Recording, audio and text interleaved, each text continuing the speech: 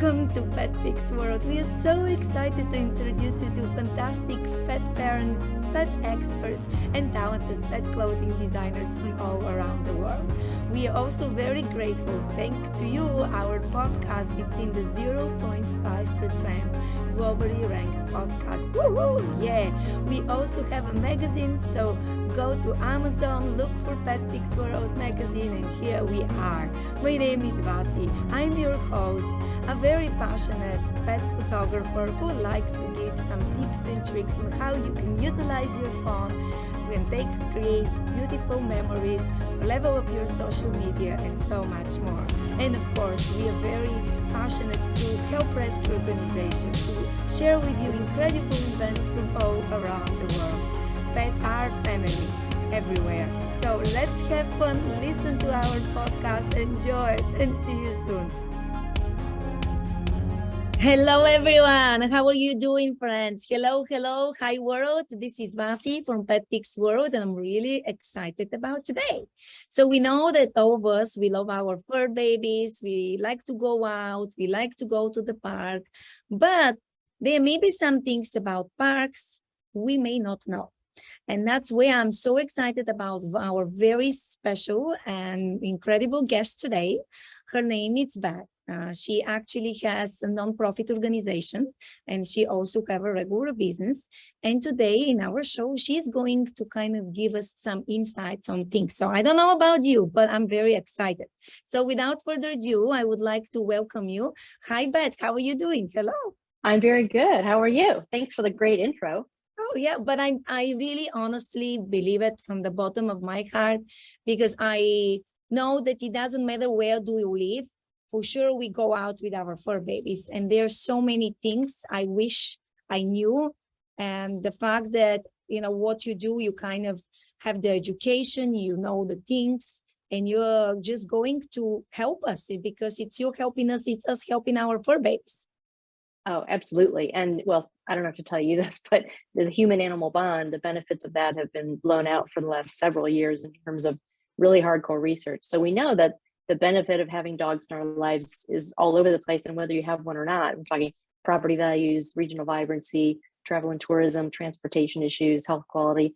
So it's such a big impact that it was surprising to me when I started to do my research that there wasn't more prioritization of something that is a warm fuzzy, right? So sometimes those get pushed to the side. But this is something that we can prove over and over and over again, that it helps us economically, it's safer, it's more welcoming infrastructure, there's more support for humane organizations, the dog owners are more responsible, and you have people that are really more supportive of those animal heroes in the community. And so, I mean, that's where I want to live, right? So that's what we're shooting for. Amazing. And so, like, how did your journey start? Well, actually, Tom and I, we live in Ohio, and we were looking to move. Right? I just thought I never would live in Ohio my whole life. So we Googled dog-friendly cities in America because that was one of the things that was important to us.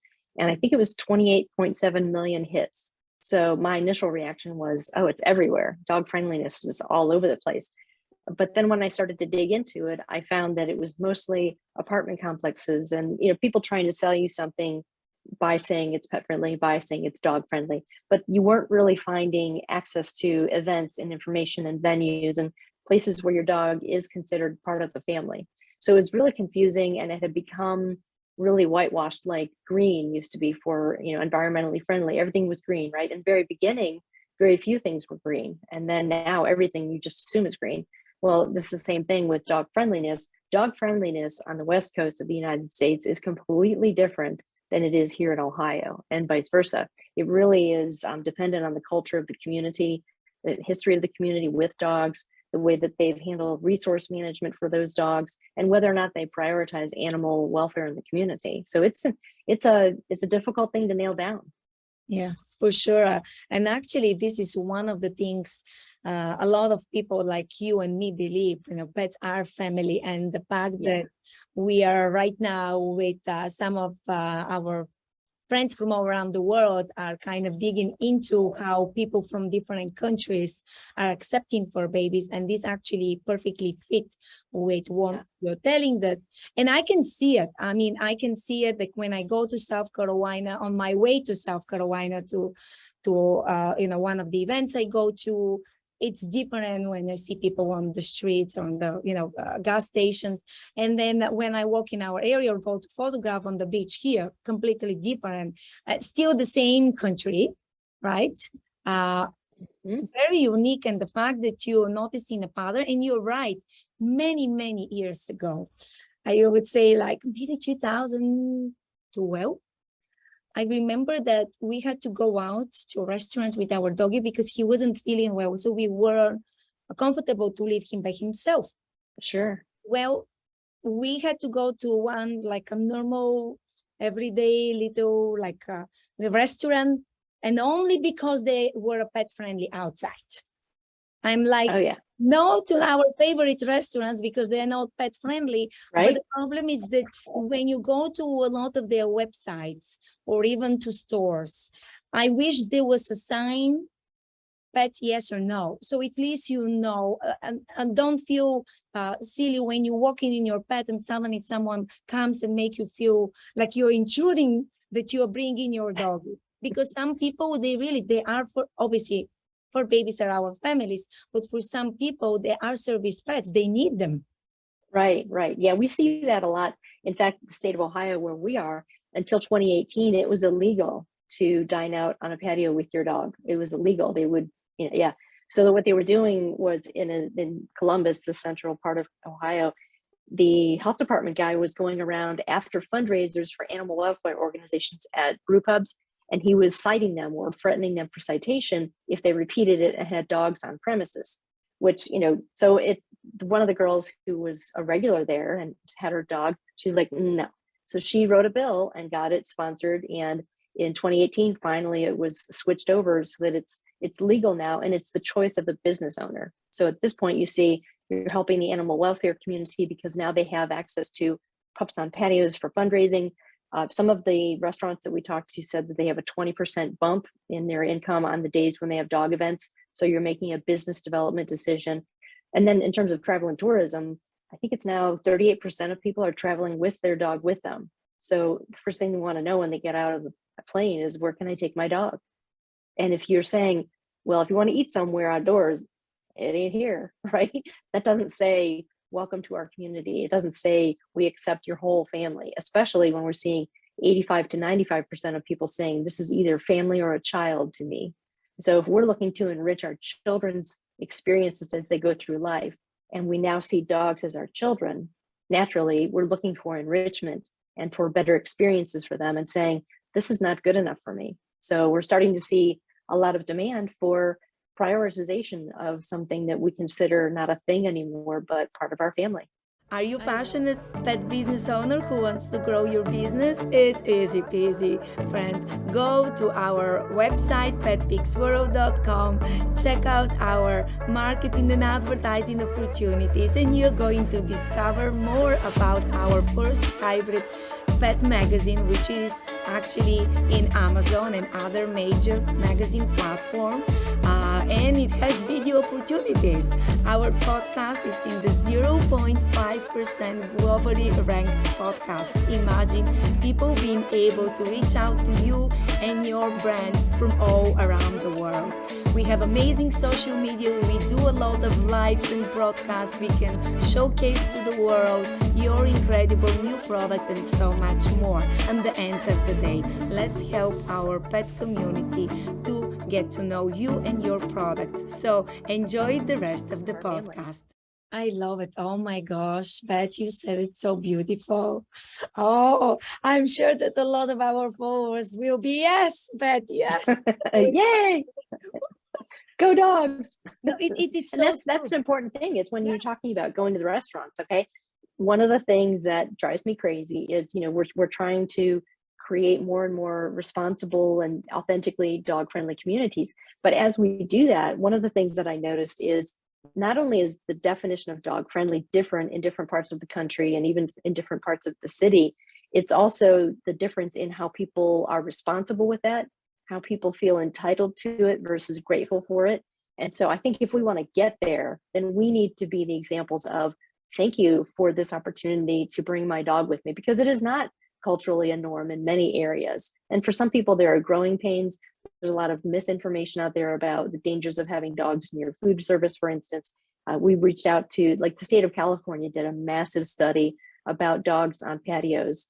And I reached out to them about their research, and bottom line, they looked and looked and looked for a reason why dogs would be a danger.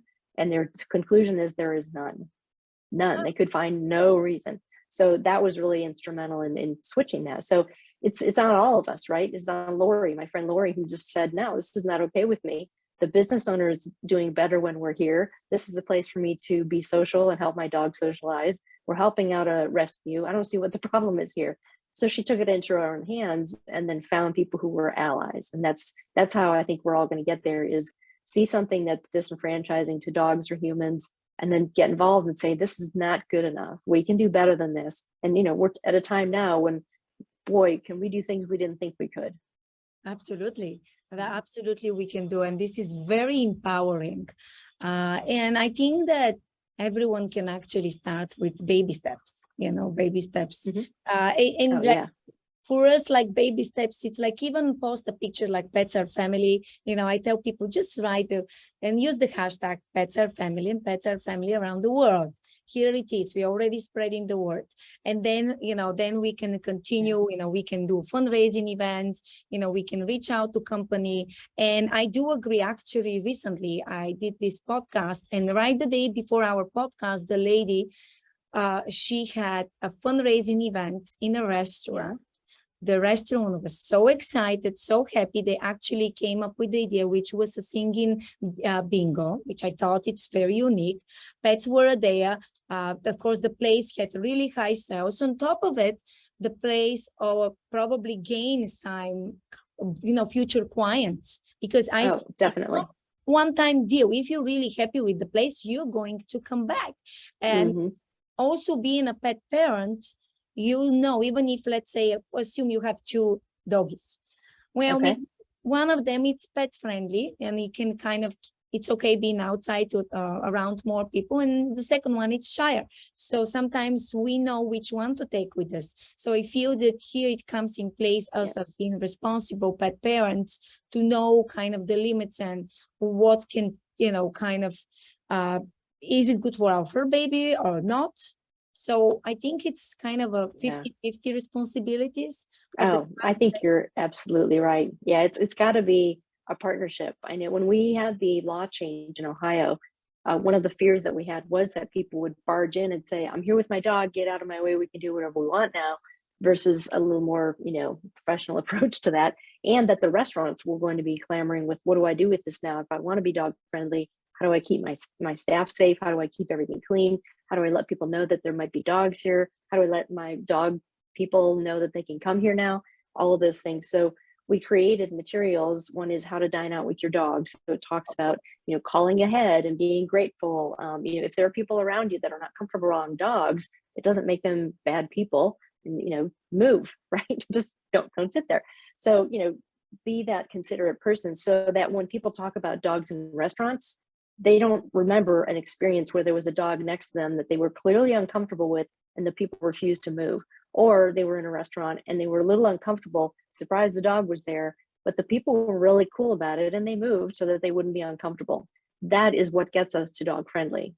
If you don't pick up your dog's poop, that is not how we get to dog friendly. If you have your dog off lead running all over the place at large in areas where that's not permitted, that's not dog friendly. If you're taking your dog to a dog park when they're not ready for that kind of interaction, you're not being dog friendly. It's up to us, and it's up to our dogs, and it's up to both of those groups to come together and say, okay, communities, who are the stakeholders here that could say, when we're envisioning where we're going to be as a community later on, do we want our brand as a community to also illustrate that we prioritize the welfare of animals in our communities?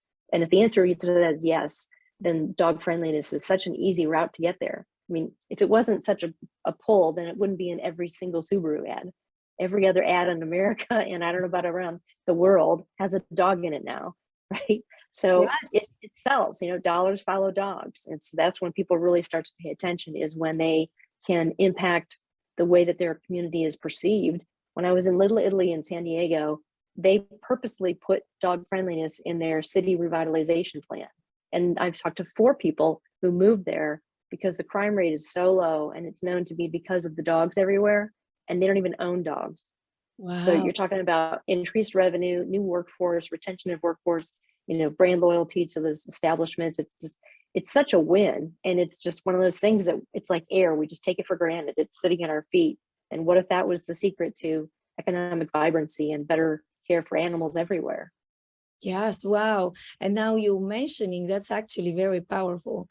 I just saw a name of a real estate business with a lab, the pet lab, and I'm like, one has nothing to do with the other. But the moment when I looked at the screen, I already connected with them.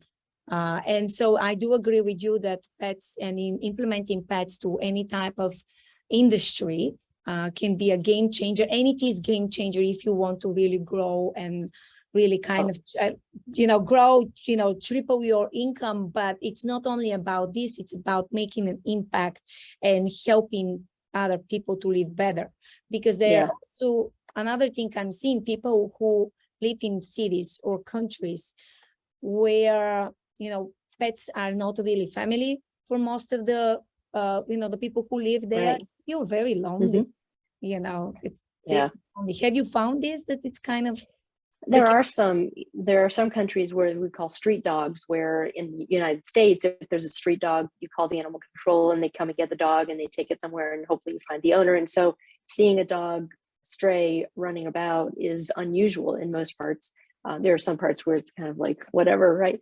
Whereas, when I've been overseas and the dogs are a part of the community, they're not owned by, they're almost like feral cats around us, which you have colonies of cats and people take care of them. They live their life the way that they choose to live it. And, you just kind of give them resources that they need so that they're comfortable, and you just kind of let it go. And that's how a lot of countries view their dog population. And so it really depends on the culture and the history of their culture with dogs, and then how the people treat the dogs and how people approach dog friendliness. So it really becomes this curve of, okay, we're no longer 30,000 years ago, glad that dogs are protecting, the outside of our camp, to now they have their own bed and their nails are painted. So we've come a long way, baby.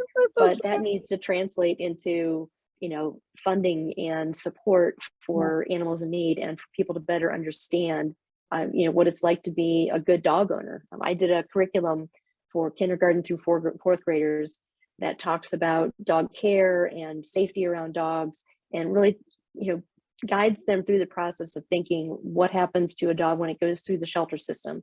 So I wrote a children's book called Tucker Finds His Forever Home. And it really helps the kid understand that there's loneliness, and that the dogs are frightened sometimes, and it can be discouraging, and it really affects, in our, humanization of the dog, it hurts their self-worth, just like it would a human. And so, lessons about accepting people no matter what they look like really transcend into telling the story through dogs. So, and then we created a song to go along with it. So really trying to create an environment where kids can be safe around dogs, understand their body language, but also understand that owning a dog is from the minute you say, I think I want one, to I will miss you always.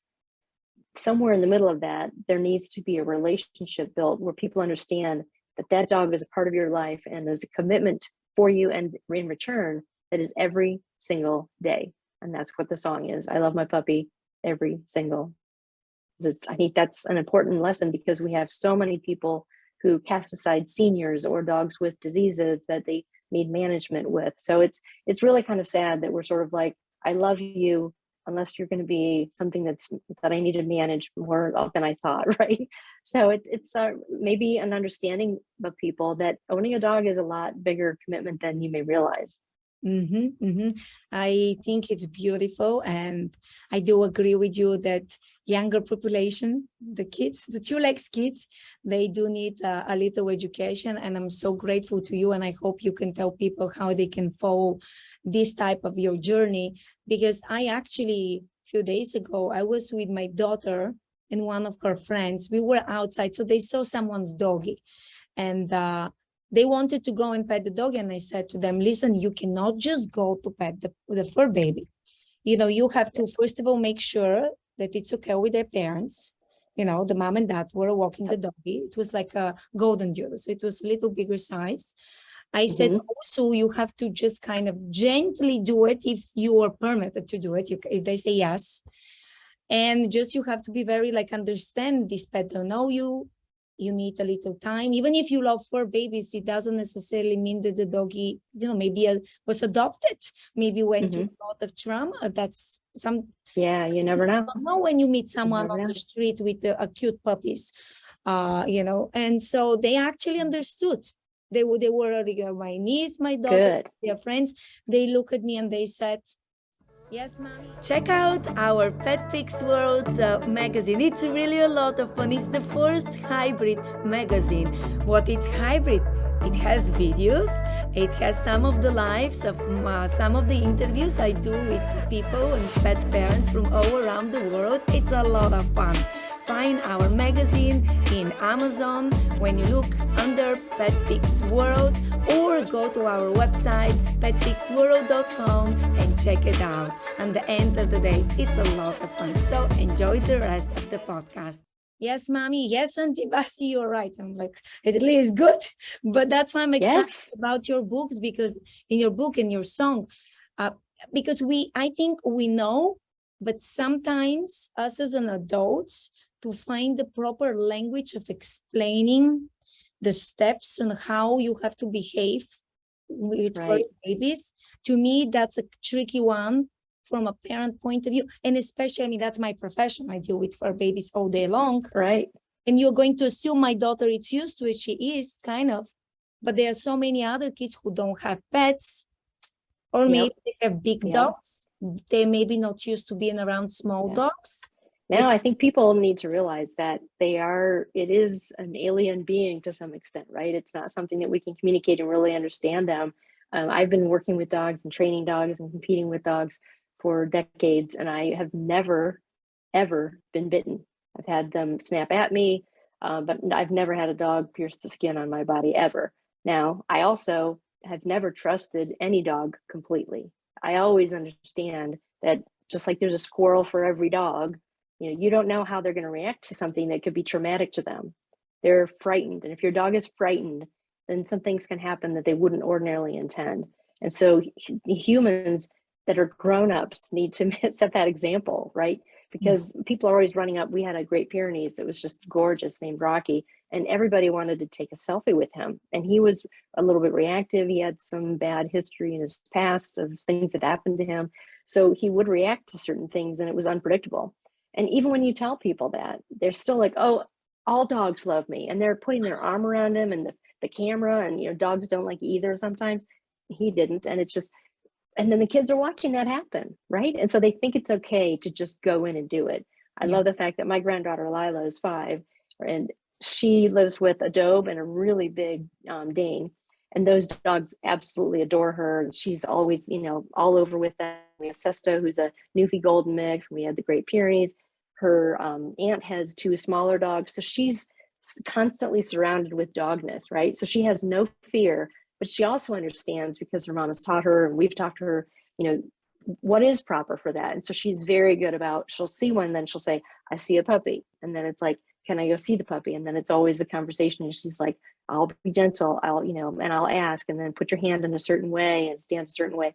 So she's like this poster child. Wow. And we need more of that cookie cutter, right? Of that's how we all approach dogs. And this is how we all approach being more dog friendly. And this is how we all approach making communities and humans in general be better around and for animals.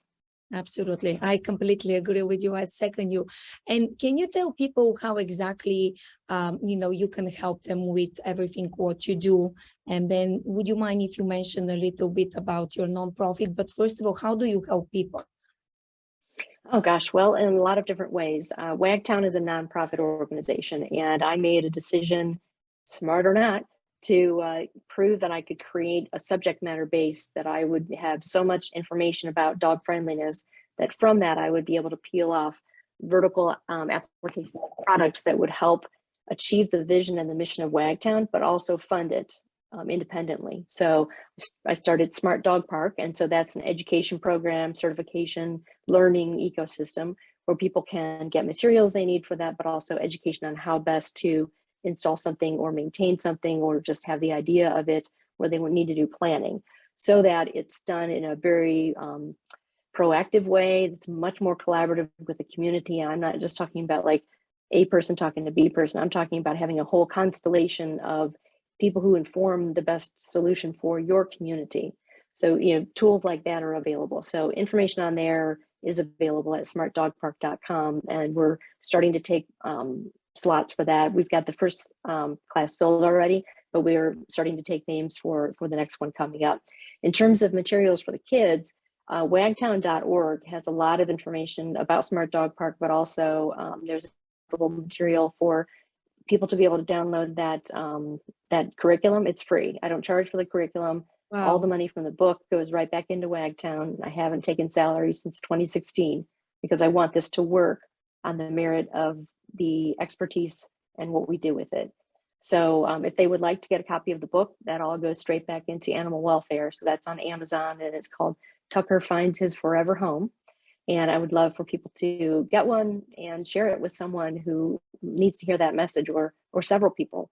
We have a lot of people who get them for rescues, for education purposes, give them to libraries, gifts and things like that. So all of those little things, they certainly help. And then if you do need help with dog friendliness in your community and you just don't know where to get started, I love to help people with this. And my background is 30 years in ad agencies.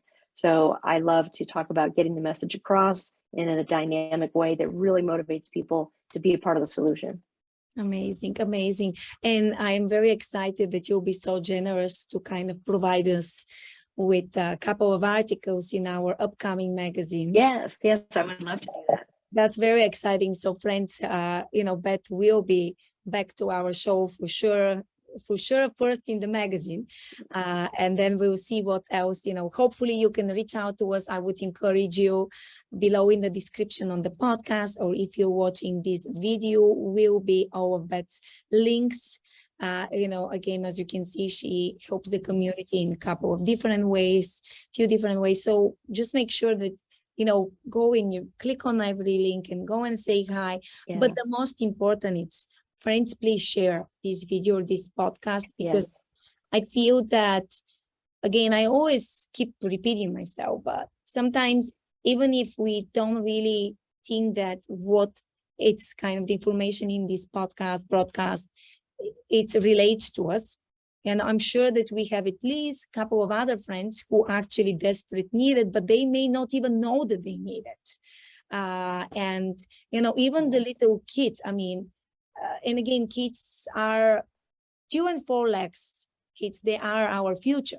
So being able to connect those dots, which, by the way, it's one of my future mission in PetPix world, it's to bring the kids with the pets to everything else what we do. So hopefully you'll be able to help us. In fact, my gosh, yeah, tell people to play that jingle and give me feedback. It's on YouTube as I Love My Puppy every single day, and then just put in Wagtown and it'll pop up. You can see Sesto's little picture. I would love to know people's reaction to that, because we're working with PBS on how to add that to the curriculum package. So I'd love input on what people's kids think and what they think, and all those little tidbits that will help me make it better. So I'd appreciate that feedback too. Thanks. Of course. Oh, no, of course. And again, friends, this link also will be below in the description. Under the video, definitely. So don't worry. But I want to tell you, and by the way, yes, give me a little text and I will include it, because since our magazine issue number 5, which will be released at some point in August, we are launching a new subposition, like a new subcategory, pets and kids. So PetPix never had kids before in this capacity, but I'm just realizing with everything what I do and all the pictures I take, on the interviews I do, being a mom and in 2 and 4 legs, and just everything what I'm seeing I finally said, okay, I think PetPix now it's in a position where we can also involve the little ones, because if we understand that, even like say, like I have one child, I don't have more, but our dog eats her brother. She go before we go to school, she puts a blanket, she says, Chico, here it's my blanket. She gives him a kiss, she goes, but then sometimes Chico doesn't like to be kissed. So I'm like, okay, Chico, it's not in the mood today. So you can imagine how funny is this. But even those little things, and just having, you know what? I know that a lot of the people nowadays work so hard, and so they never really have too much quality bonding time with the 2 and the 4 legs kids. And this is why I'm so grateful to you, Beth, for coming today, because quality time can be through simply, having fun with our kids instead of being on the tablet, listening to a song, reading to a nice book, take them away from things we may don't like them to learn yet, but also bonding time, quality time can be knowing where to go to a good pet-friendly place where you also come in place to help us. So thank you from the bottom of my heart, and also our community, for being with us today on the show. And can you tell people where they can find you one more time? Sure. And thank you so much for having me. This was so much fun to talk to you. And as you can tell, I'm super passionate about it. But yeah, if somebody wants to reach me, if you go to wagtown.org, it's WAGTOWN.org. That's where you can get information about the nonprofit, and also get in touch with me there. We have listings of where we've been in the news, so you can kind of follow along with the progress that we've made. There are some materials on there. If you'd like something from me, feel free to reach out to me at beth@wagtown.org. And then the Smart Dog Park information, where we're going to revolutionize that situation, is smartdogpark.com. So yes, claps all around. Yeah, thank you very much for that. No, thank you as well. And especially, we are still summer, but we know that fall is coming. So a lot of people, and school will start as well at some point. So a lot of people are not going to be able to travel as much on average. So being able to know a little more about your local community, or like nearby community and parks and stuff, I think it's very good point. That's a good point. Yeah, I always try to think the future and the steps and the seasons, and I guess it comes from me being a photographer, so I'm always at least a few months ahead for everything. And I'm thinking, okay, I live in Florida, fine, it's summer all year around, -2 weeks. But let's say New Jersey or Ohio, where you have winter, so you have fall.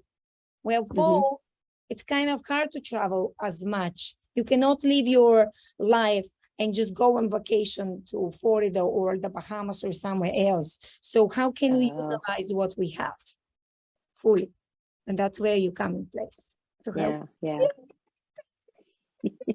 We will still enjoy. 3 cheers. Yeah, I appreciate you. Thank you, Beth. And thank you, friends, for listening this podcast or watching this video. We are so grateful for your time. And I really, truly hope that if we really kind of showcase to you today a couple of things. First of all, we know that, okay, a little more about pet-friendly places, and kind of some, I think, would say like the shortcuts of how we can encourage more places to become pet-friendly.